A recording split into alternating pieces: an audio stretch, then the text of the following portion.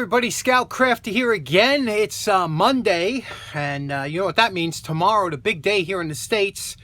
Tomorrow's our presidential and other offices election day, so it's going to be a big day here tomorrow. But for today, I got something I want to do, mostly on the auto wrench. I miss doing one. That's one of my favorite tools. Let's go over and check out what we got. Okay, I haven't done an auto wrench in a couple days. I just love doing these. You know, I must have 100 sitting upstairs. These were low quality, malleable steel auto wrenches. That's why a lot of these you'll find they will have wicked bends on them and stuff because they were low quality. Unlike the high quality auto wrenches that Diamond put out and Crescent and things like that that were really good and made to be used. These were just thrown in with auto kits and stuff, so nobody's going to care. This is the kind of tool that you practice on, you have fun with, you can do whatever you want because nobody cares. It's like, you know, these are, they call these boat anchors, you know, they're worthless, so, but they're fun. So let's pick one, and I want to do something different. I want to make one of these tools into something cool, and I'm into a space theme today, so let's get to it. Okay, here's the one I picked out today, and this is this one's in decent shape. You know, it's not, I don't see any real bends to this, but we won't know until we take this off and check it.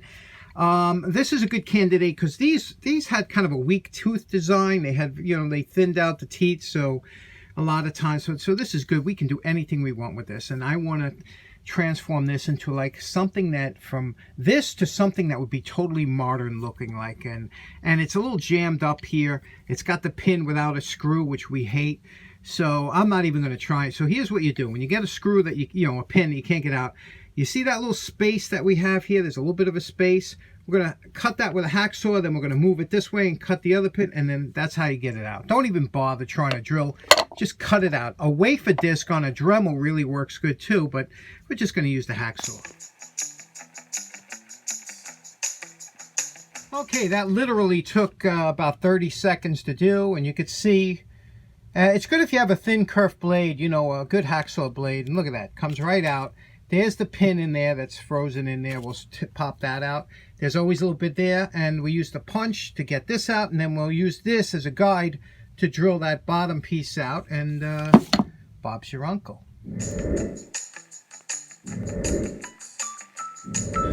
Okay, here's the setup on the drill press now. We're going to pass the drill bit right through that top hole and get that pin that's inside there. We'll move it over here a little bit, get it centered, and we'll drill that right out.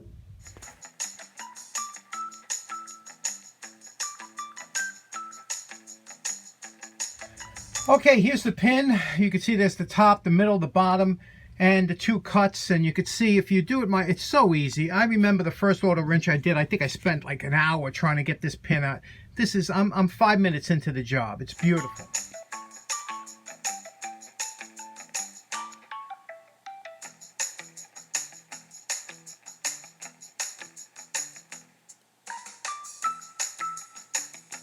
Okay, here we are at our post-wire brush evaluation. You can see the knurled knob came out beautiful, as it always does, inside and out. We use the tubular, and use steel. If you're going to get those tubular brushes, get the steel ones. Don't get the brass. The brass bend over. And here we took all the rust off the wrench. This is, you know, rust-free now. Took a little extra time. Here's something pretty interesting. See the teeth here? The teeth, you know, this is done with like a shaper where a machine comes and cuts out the tooth. And you can see here and over here where it folded down the metal after making the teeth, but it didn't shear it off. Isn't that something? I'm going to have to fix that, but that's interesting, I thought. But you can see how quickly these were made, and like I said, so here's how to check if it's straight. You know, no wobble, so it's straight. Straight to the eye, looks straight down, looks good. So everything's good. Now, like I said, I want to make this into a space wrench. Here's where the fun begins. First of all, we're going to have to make a pin, and then we're going to do some embellishment on here because there's no lettering or anything. I saved this wrench just for this. We're going to have fun.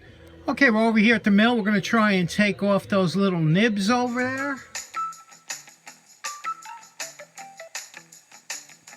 Now, in case you're wondering where I got the inspiration for this build was, you know, I love when I go walking at night, I listen to old-time radio programs, and I always enjoyed them. And I listen to all different types: Jack Benny, Inner Sanctum, everything you can imagine that was on old-time radio, the golden age of radio.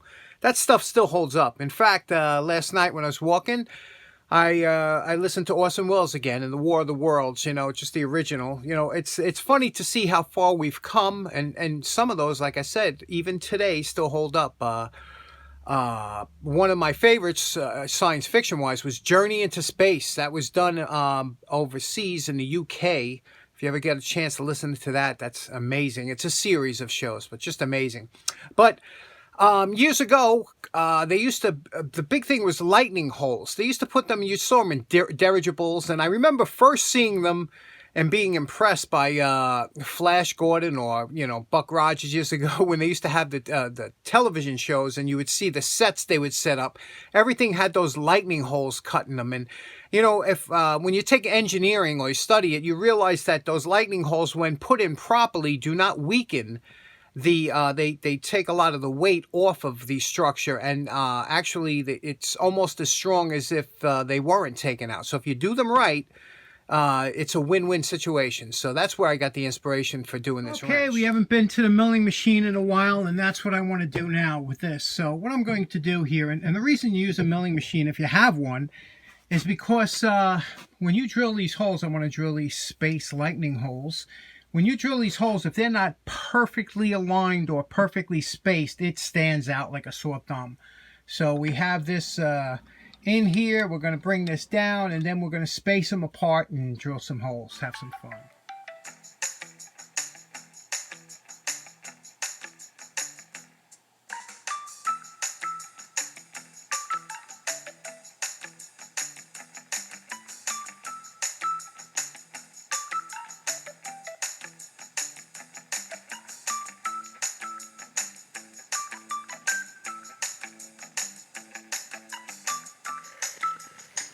Now you know my favorite part. Remember what this wrench looked like before we started. And we're calling this project done. This is my my entry to the space race. Okay, let's take a look at what we did. See, the whole idea here between putting the color on, when you countersink these, you get that nice off color. And I did the 3 holes in here, and it's smooth as silk, as as it was. New pin. New spacer in there. Whenever you cut it out, you sometimes have to add a little spacer. Makes no difference in performance, but did the jaws over, the top did, look how nice that came out, remember? And on the other side, because I couldn't decide on the color, I did candy red. So candy orange and candy red. And for those of you that are new to the channel, when you hear me say candy, basically it's a 2-coat system. What it is, you put a silver paint on first, you spray the wrench in silver, metallic silver, and then you clear coat. This is a clear red paint, so that shows the silver through. So that's why it looks so, I always like it. They were big in the 60s and stuff, but you can see here just and if you notice, look at the jaw here. See the jaw? Look at the jaw. You see the difference here, what we did with the jaw? Pretty interesting, right? I never liked that kind of abrupt bottom, but don't that look much better? And you can see how nicely it meets up now that we did it. But there we have our space wrench. And I almost left it without paint because it looks so good. I'm going to do another one without paint because what happens, this looked like a titanium color in there when it was wire brushed. And I almost left it like that. But, I just want something that's, I like it. I like it. I like putting holes in wrenches. Okay, that was a quick one today. And, what's a funny thing is I always found about if that wrench came that way from the factory, and let's say they only made 100 of them, guys would bid very high for that wrench just because it's different and the holes in it. They would, just like that Hargrave clamp I showed you, that thing goes for considerably more money than a standard Hargrave. So if that wrench came that way from the factory, guys would be going nuts trying to get one. But meanwhile, because it was done after the factory, guys are like, you ruined it. It's good stuff, right? By the way, special rest in peace to Sean Connery, the original 007. Guy had a good run, 90 years. Can't argue with that. Anyway, thanks so much for tuning in. Hope you have a great day. Take care now. Bye-bye.